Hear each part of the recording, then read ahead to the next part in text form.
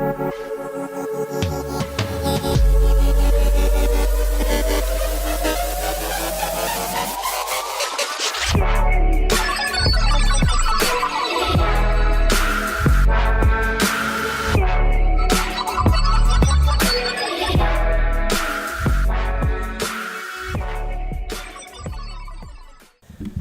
guys, today's podcast episode is a little bit more laid back. It's just me and my friend Case Harts talking about what science fiction is, what it means to us, and why it's important. And I do hope you'll enjoy it and let me know what your favorite science fiction is. I'm always looking for new science fiction properties. As you'll hear in the podcast, a new show that I'm watching is The Expanse, and I'm really enjoying that. But I would love to hear what you're listening to, what you're watching, what you're reading, because I think that science fiction is very important for imagining our future. In addition to that, I am going to Chi 2018, which is probably the biggest human-computer interaction focused conference in the world, and that's going to be in Montreal. At the time that I am speaking, that's next week. So if you hear this and you're going to be there, please hit me up. I would love to get coffee or just geek out about HCI or whatever you're working on. Without further ado, I hope you enjoyed this podcast with my good friend Case Harts. Hello and welcome to the Synthetic Native Podcast. I'm here with my friend and I was gonna say my friend and colleague. You're really not my colleague, but he's definitely my friend, and he is a motion designer and sci-fi fan. Casey Hartsfield. Hello. And today we're going to talk about science fiction. And very quickly, I'm going to Google the definition of science fiction, just so we get a formal definition before we go in. I just thought of doing this. Okay, so the definition of science fiction is fiction based on imagined future scientific or technological advances and major social or environmental changes, frequently portraying space or time travel and life on other planets. So, yeah, that's a pretty good definition. Casey, do you remember the first time you watched or engaged in science fiction? Is that something that you can reach back in your little dinosaur brain and remember? It would have to be some sort of cartoon. And the earliest I can probably think of is probably like Iron Giant, if that's even considered. It kind of is just a giant robot. And I think it's alternate universe. No, actually, it's kind of in the past, isn't it? Isn't it like retro-y? I don't remember. I know there's a giant-ass robot that is like... has a soul. Might be a Gundam, like... Yeah, it's like a gun. So... But it's like, I think it's in the 50s, I think the setting. Roughly then, I think that's probably the first one I can think of. There could be one before that, but it's the first one that like comes to mind vividly.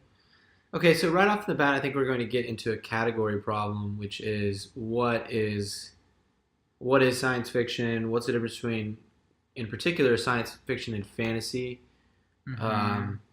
And so I actually don't know, and I'm not going to look this up, and I haven't looked this up, and I think I may have read about this before, but just off the top of your head, what do you think the difference between science fiction and fantasy is?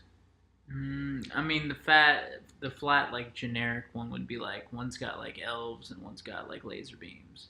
But like historically, it's more. I don't know.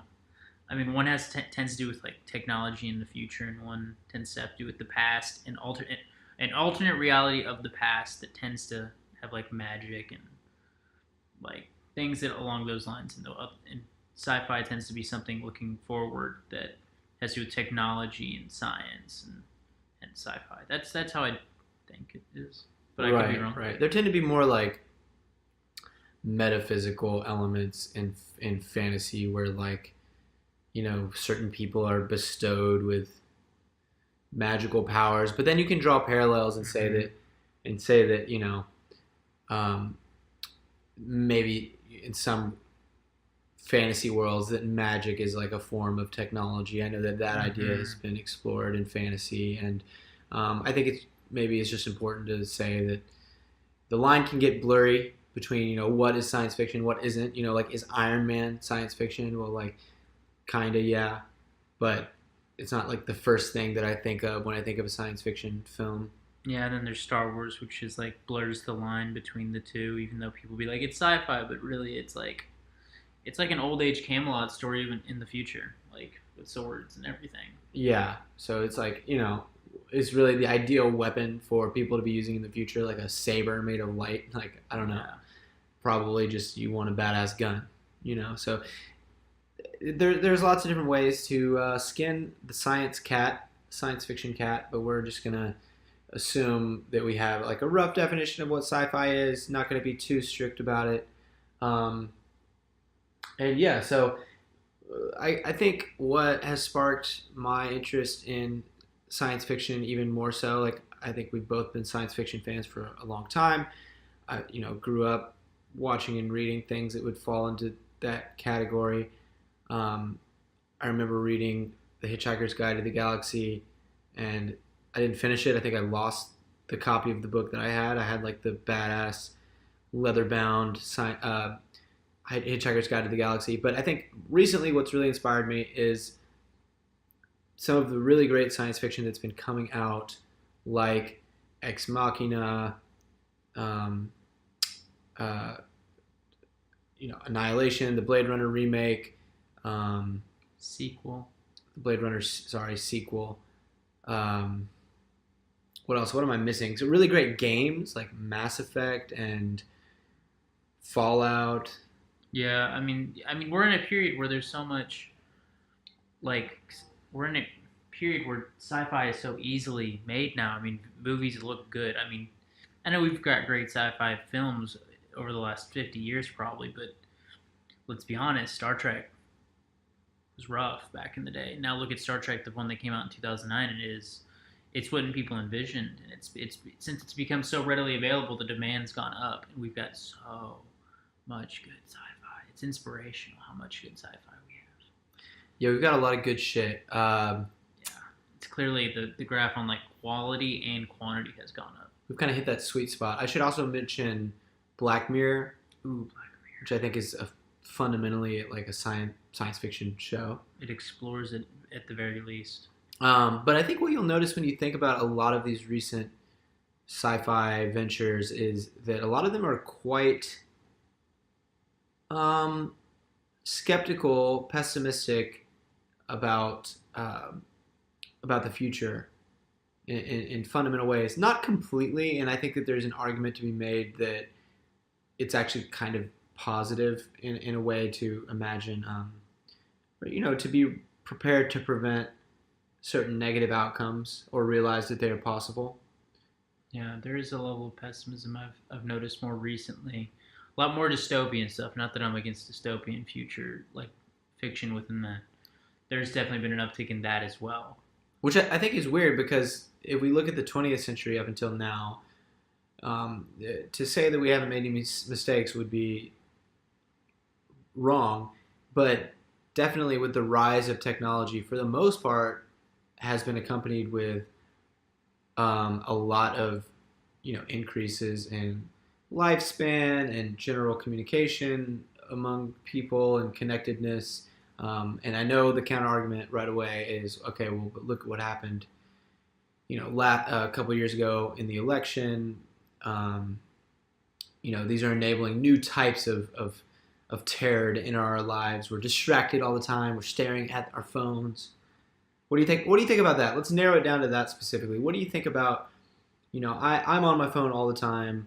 One of the theses of shows like Black Mirror, a lot of it's kind of centered around technology becoming intrusive in our lives. Do you think that there's too much technology in our lives? There's not too much technology. That is not what we have. We have people that have self-control issues. We have people that have bad habits, and people that use technology as a crutch for their lack of social interaction or willingness to have it, willingness to get out. I think that people see technology as the enemy, and it's more just people are willing to live in a condition of less in the void that technology can fill. Just because it can fill it doesn't mean it should always fill it. It should be a companion, not the only, if that makes the singular, if that makes sense. The companion, not the only what? Like in your life, it shouldn't be like the only vessel you have to communicate with the world. That's what people use. It fits like the going to this social interaction. That it's a crutch. We don't have too much of it. I mean, in Black Mirror, they explore some things that are more subtle, and you can see the issue where they have in Black Mirror where people totally give into it. Like, for example, the episode where everyone can record everything they see, hear, do, like 24/7. They can literally in real time review it and then be like, "Ha, you're wrong," and you can see that being an issue. That's where like we've given. I mean, there's definitely some upticks to that in the world. Like you could solve every crime, etc. There's definitely there's positive aspects of that, but generally it's clearly showing that people are relying it on so much it's creating bad things in the world. But it's more people are the problem. Like people's habits are the problem. Technology is just a vessel that is exploited in that, in my opinion. I don't know what you think, but that's where I see it. So, I mean, if I can understand, it's just people abusing it? Yeah, basically people abuse it. The technology is not the problem. People abusing technology is the problem. Okay, that's fair. I mean, you can say, kind of like with guns, it's like, are people just abusing guns, or are guns?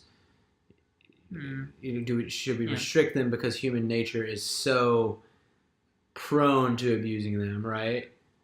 Well, I'm just saying you could extrapolate this sort of dynamic across a lot of the debates that we're having. It's like drugs too. Like, what if we legalize all drugs? Maybe it should be people's right to have the option. No, that's true. I mean, I think that there's definitely.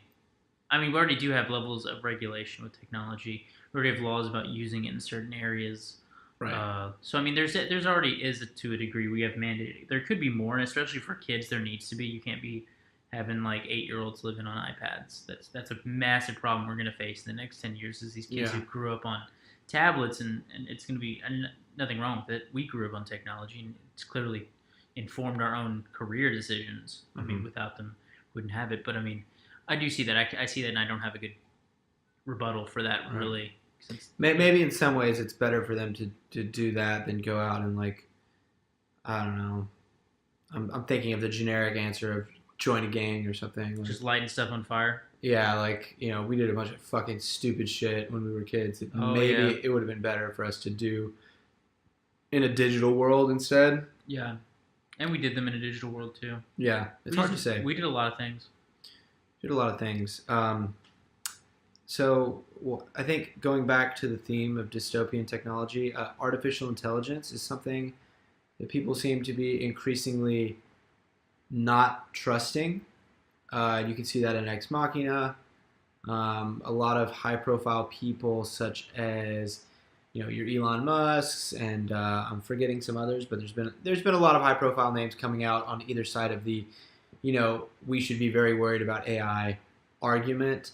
But I think some nuance that people are missing here is that, because I actually do believe that AI is extremely dangerous in a sense. Like, I think that the potential downside to, implementing extremely hyper intelligent, hyper fast thinking, basically entities, is the downside is extremely high, possibly. But the upside is also insanely high. Like, imagine creating artificial intelligence that can also, like, run, like, I don't know, simulations or something on how to,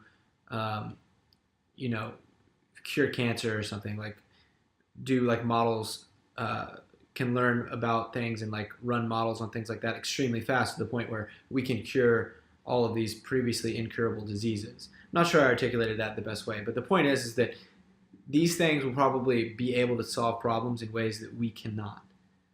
I'm talking about strong AI, not just like recommender systems for Netflix, right? Like, yeah. So that's the thing that I think gets lost in the conversation, because oftentimes we just think about the worst case, whenever really the worst case. You're the worst case. Nothing is worse than you. But That was a pun on your name. Oh, that was good. That was actually good now that I heard it. The worst Sorry. case. I mean, yeah, it's weird. The Elon Musk one confuses me because he's actively working on a product that will contain AI. Even though I fully agree with him. Yeah. Like I do see the scariness, but I think again with regulation. What product are you talking about? His if I'm not mistaken, the 18-wheelers they're developing are going to be self-driving. Yeah, but I don't think that. So we should make a distinction between, and I don't want to just turn this into the AI podcast, but there's narrow AI, which is basically some sort of machine learning based application that does one sort of thing very well. Yeah. And then there's general AI, like a strong AI, which is more like what we see in Ex Machina, which is like a being, almost probably maybe a consciousness, something that can solve lots of different problems like a human can. Yeah. Except that they're hyper, they're built on silicone or some, artificial technology that allows them to basically process information way faster, way orders of magnitude faster than we can. Yeah, okay. I mean, that there is a distinction there for sure. And I think that I'm not worried at all about the narrow version. The narrow version is literally what will change society fundamentally in the near future. Well, the types of problems people are worried about with narrow things are also real, like, what's it called? So you can think about facial recognition systems that are trained on, white faces more, and therefore, wouldn't recognize a black face for. I can't even think of an application right now, but like something, right? Maybe it doesn't detect your face on Facebook or something. Yeah. And you can build these sorts of prejudices into narrow systems, right? Yeah. Maybe you have some sort of crime detection algorithm, and it gets biased in a certain way that's problematic. So I think that there are questions there that are important, but they're not they're not as dangerous as like a infinitely intelligent, powerful thing that wants to, for some reason, has determined that humans are fuck ups and need to be eliminated. Like, yeah, there's a gulf of difference there. One is a nuclear bomb, and the other is a pistol, right? Yeah. I do have something on that. It's that while there are biases, I think we can agree humans are inherently more biased than it would have to be. I understand the machine learning, but it would seem that it would have to be input at the beginning, coded into it to be more biased than humans already tend to be. Mm-hmm. No matter how much we try not to be biased, I just feel like a machine, even if it's learning, would probably be less than humans. Mm-hmm. So while I do see those issues, I do see there could be a lean in some facet. I just don't think. Maybe I'm wrong. Again, I'd have to see numbers. I'm making assumptions here. But it seems like, based on what we've seen in the AI I've seen so far, is that they're better than humans at the things they're doing, as long as they're narrow tests. Like driving, I mean, all the data is showing those cars are really good. Yeah. Like, they're really good. Yeah. Like, you compare them to the people with the lowest premiums, the least amount of accidents, they're probably still way better. Yeah. So I see both. But they kill one person and people are in like an outrage, even if it's not even 100% clear. And they don't even consider the context of it. Like the person was at night, very dark, not on a crosswalk, not even remotely near any crossing whatsoever. Not that I wish anything against them. We've all crosswalked. We've all jaywalked. I don't everyone jaywalked. But I'm saying, let's not pretend like that this was like a situation in which someone driving a car couldn't theoretically have killed someone. Yeah. Like, even in situations where there was a problem with the system, like let's say that the system could have used LiDAR to, find the person and stop. Maybe there are engineering improvements that could happen to avoid injuring or killing people. What if a human would have had no chance to stop or something? Yeah. I don't know. We're theorizing here, but I think what we're converging on is just that there's maybe a concerning amount of pessimism in science fiction and imaginations of the future lately in some of the films. Yeah, people are afraid. You can tell there's a fear. There's an omnipresent, odd fear that I don't. Well, I understand to agree. I think it's unwarranted, and I don't know how to fully explain it, but it's led to some really cool movies. It has. So I think we can shift it there. We understand people. We've got more sci-fi. I'm happy about it. There's definitely some more dystopian bits, some more negative, but we've also got some positives. But in the end, we're getting more of it, and that's just gonna. Mhm. So I'm happy, and that's fine. But yeah, Yeah, I think whatever improvements we see in the future will be um, driven by technology, probably in a big way. mm-hmm. I don't think that we can rely on just humans just magically changing. Like, if you think of technology more broadly as just any sort of thing that helps us be better, that Yeah. is there's social technology, there's actual hardware, there's all sorts of technology, like whatever. When we look back in 100 years, I'm pretty sure things will be better in 100 years, if we don't blow ourselves up in the meantime. I think we will, in many ways, have developed many sorts of technologies that make our lives better. And so Yeah. hopefully we see some more optimistic stuff as well to complement the dystopian stuff. I think the dystopian stuff is really lurid and gets people, they're intrigued by it, right? Yeah, like Children of Men. Children of Men is so fascinating. I still think about it all the time. See, I think I only watched that like once, and I think I was high on the marijuanas, so I don't really remember it. Okay, it's fine. It's just that it is very dystopian, but it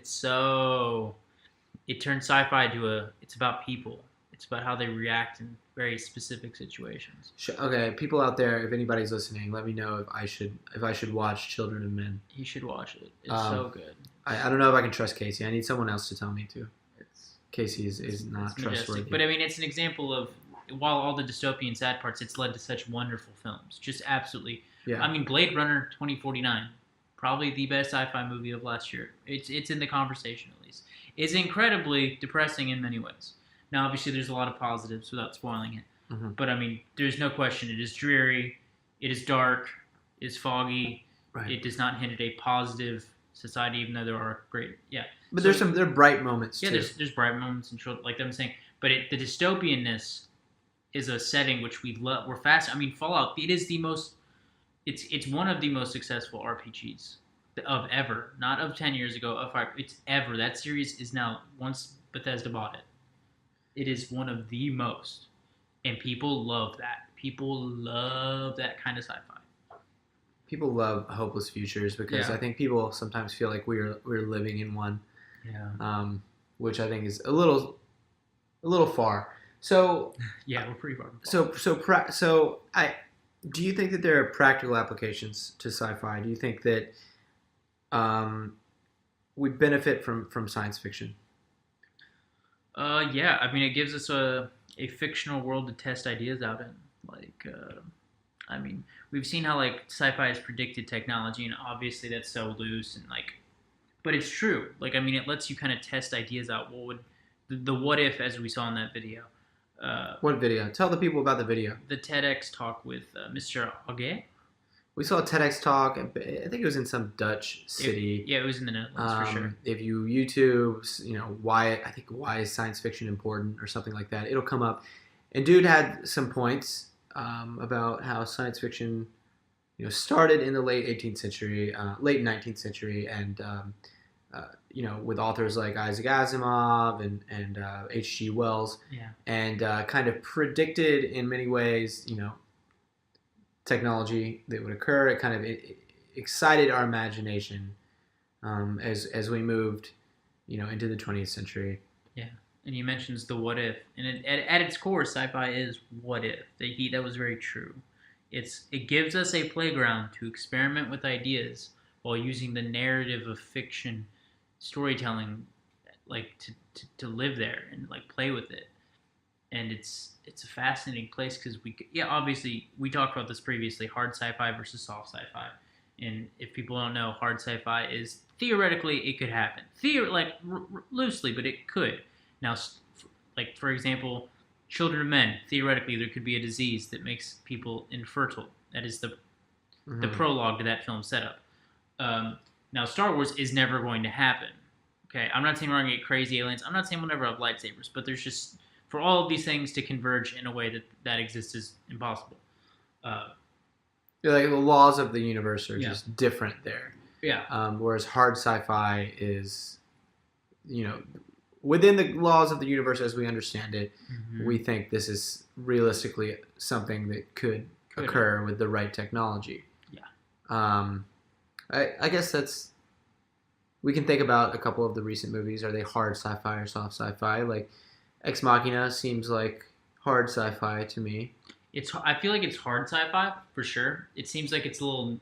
I feel like if you haven't seen it, obviously it's a very AI focused. Ex Machina, really quick TLDR, is a movie about a kind of like a Zuckerberg type figure who invents like a tech CEO founder guy who invents a like a strong AI, like a general AI, and wants basically needs help testing it, I guess you could say, and things sort of unravel from there. Great movie, go see it. Yeah, it's great. But what I was saying is it's a little more recent. I think we're a little further from that. But yeah, totally. That is hard sci-fi. At its core, it is hard sci-fi. Whereas like Mad Max. Yeah, it's okay. Mad Max is theater. It is definitely playing up the dramatic ends and the ridiculousness. But could I see a world where like drought runs the world? But I mean, it's like hilarious and ridiculous in many ways. So yeah, it definitely fits along the soft sci-fi for sure. I mean, there's the tropes in that movie are fantastic. But yeah, we have lots of examples like that.